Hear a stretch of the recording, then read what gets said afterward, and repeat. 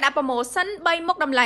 $30ហើយ free សេវាកម្មដឹកនេះភ្លាមទៅខ្លាំងមែនតើតបឆាតសឹងតែអត់ចង់តនេះបងឆាតមកបុកច្រើនខ្លាំងហើយសូម្បីតែម្ចាស់ brand ណាក៏មកជួយរៀបចំអវ៉ាន់ដែរដោយសារតែរៀបអត់តនេះបងអវ៉ាន់ណាគឺចាញ់ច្រើនខ្លាំងមែនតើទាំង set A ទាំង set B និយាយទៅគឺចាញ់ស្មើដៃគ្នាហ្មងហើយក៏សូមអធិស្ឋានដល់បងដូចគ្នាដែលកំងឲ្យក្របានអវ៉ាន់ដោយសារតែអវ៉ាន់យើងកំពុងតែស្ទះដឹកអត់តនេះបងប៉ុន្តែបងបាច់ភ័យបារម្ភឯណាអវ៉ាន់ដែលបងកំងណាគឺដឹងតែបានហើយអវ៉ាន់ចាញ់ច្រើនអញ្ចឹងណាមិនមកពី promotion តម្លៃធូរហើយ free សេវាកម្មដឹកតែមួយយ៉ាងទេក៏មកពីអវ៉ាន់ដែលមានគុណភាពដូចជាសម្លេងជូតមុខឡាកាម៉ូនេះអញ្ចឹងគឺជាប្រភេទសម្លេងដែលជួយព្យាបាលរាល់បញ្ហាស្បែកមុខហ្មងមិនថាបងដែលកំពុងតែមានបញ្ហាស្បែកមុខមុនបញ្ហាជាំបញ្ហាស្នាមអីជាដើមនិយាយទៅគឺជួយព្យាបាលរាល់បញ្ហាស្បែកមុខដែលបងកំពុងតែមានហ្មងហើយបើសិនជាបងប្រើជាមួយនឹងឈុតមុខឡាកាម៉ូនេះផងណាគឺរឹតតែឃើញប្រសិទ្ធភាពលឿនទៀតដោយសារតែឈុតមុខរបស់យើងនេះជាប្រភេទលេសុតវាជំនួយដល់ស្បែករបស់យើងបានខ្ពស់មែនតើនៅពេលដែលប្រើប្រាស់គឺជួយបន្តឹងស្បែកមុខរបស់យើងឲ្យក្មេងជាងវ័យឲ្យដែលពិសេសធ្វើឲ្យស្បែករបស់យើងភ្លឺសចេញពីខាងក្នុងហ្មងហើយឥឡូវនេះក៏យើងមានការ promotion ពិសេសដែរមាន set A និង set B